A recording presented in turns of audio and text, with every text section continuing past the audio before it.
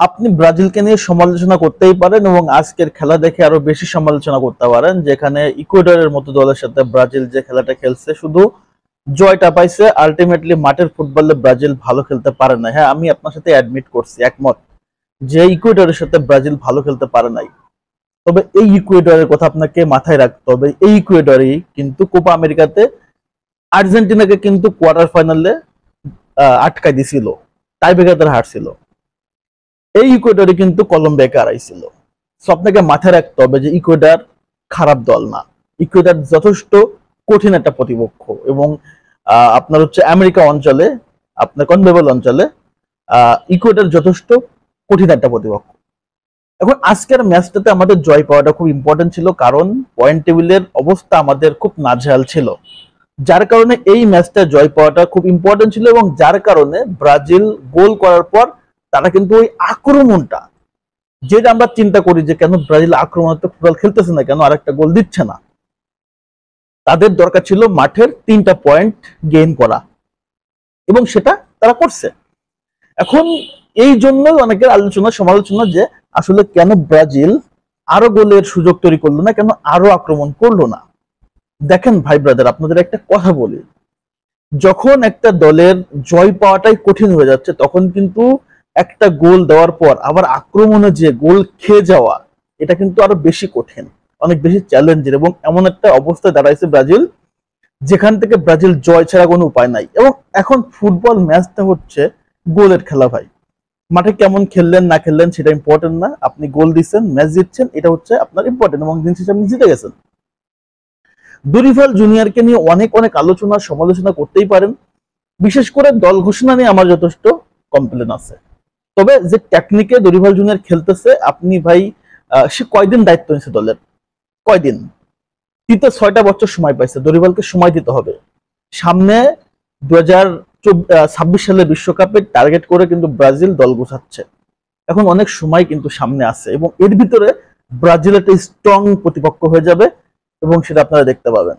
তার জন্য এখন ব্রাজিল একটা নর্মালি যে লেভেলে খেলা দরকার সেই লেভেলে খেলতেছে, এবং মূলত দরিভাল জুনিয়র ট্রাই করতেছে একটা পারফেক্ট একাদশটা ক্রিয়েট করার জন্য।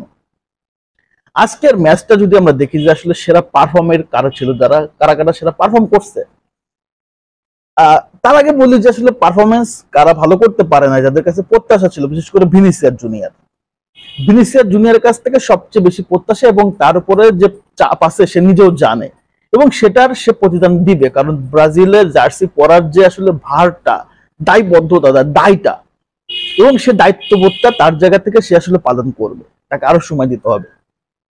এট দ্য সেম টাইম আমরা যদি মিডফিল্ড দেখি, লুকাস পাকেতা, ব্রুনো গুইমারেস, এই দুটো প্লেয়ারের কাছ থেকে যে পারফরমেন্সটা আমরা চাইছি সেটা কিন্তু আমরা পাইনি।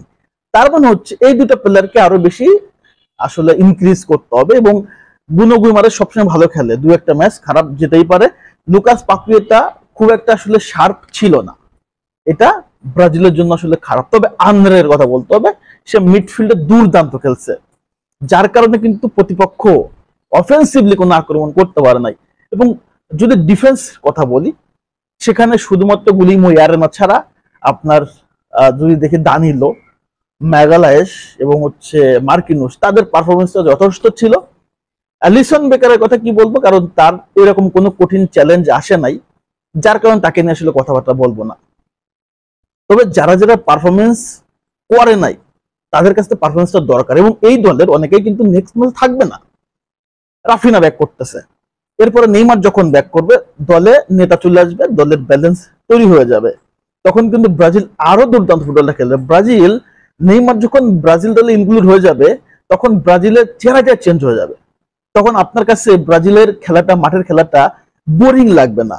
প্রত্যেকটা সময় ব্রাজিলের 90টা মিনিট আপনার কাছে খুব আতঙ্ক মনে হবে, প্রতিপক্ষ কখন জানি গোল খায়, কখন জানি গোল খায়, এমনটা সময় কিন্তু আসতেছে। সো নেইমার পারফেক্টলি যখন কামব্যাক করবে, রাফিনা নেক্সট ম্যাচ যখন চলে আসবে, তখন ব্রাজিলের আক্রমণটা এবং প্লে মেকিংটা খুব দুর্দান্ত হবে। আজকে কিন্তু প্লে মেকিং এর যথেষ্ট ঘাটতি ছিল।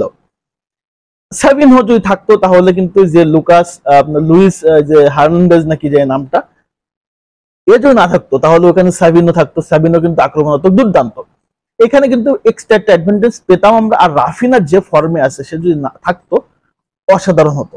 সো এই পারফরমেন্স নিয়ে আমি আসলে খুশি। ব্রাজিল জিতছে এবং সামনে প্যারাগুয়ের সাথে ম্যাচ খুব একটা কঠিন হবে না, কারণ কোপাতে আমরা প্যারাগুয়েকে 4টা গোল দিয়েছিলাম। সো এই মুহূর্তে ব্রাজিলের যে পারফরমেন্স সেটাতে আমাদের সন্তুষ্ট থাকা উচিত। এখানে এই দলকে আমাদের কুর্নিশ করা উচিত। যে পারফরমেন্সটা আমরা প্রত্যাশা করতে সেটা পাচ্ছি না, তবে অবশ্যই খুব দ্রুত আমরা সেই পারফরমেন্সটা পাবো এবং 2026 বিশ্বকাপের আগে এই ব্রাজিল, নেইমারের ব্রাজিল আরো দুর্দান্ত, আরো ভয়ঙ্কর এবং আরো গতিশীল ফুটবলটা খেলবে এবং এটা আপনারা মাথায় রাখেন। সো ব্রাজিল ফ্যানরা হতাশ হয়ে নয়, দরিফাল জুনিয়র আমাদেরকে ওই রেজাল্টটা দিবে, তখন আমরা আসলে এই কষ্টগুলো ভুলে যাব। কারণ ব্রাজিল এমন একটা নেশন, এমন একটা দল, যে দলটা আসলে ট্রফি ছাড়া আসলে কিছুই বোঝে না, যার কারণে এই ট্রফি করা প্লাস কিছু ম্যাচে বাজে রেজাল্ট আমাদেরকে ভোগাচ্ছে। সবকিছু চুকে যাবে, ব্রাজিল ব্রাজিলের মতো ফিরবে এবং দুর্দান্ত গতিতে ফিরবে। মতামত কিন্তু অবশ্যই কমেন্টস করে জানাবেন। সবাইকে ধন্যবাদ, আল্লাহ হাফেজ।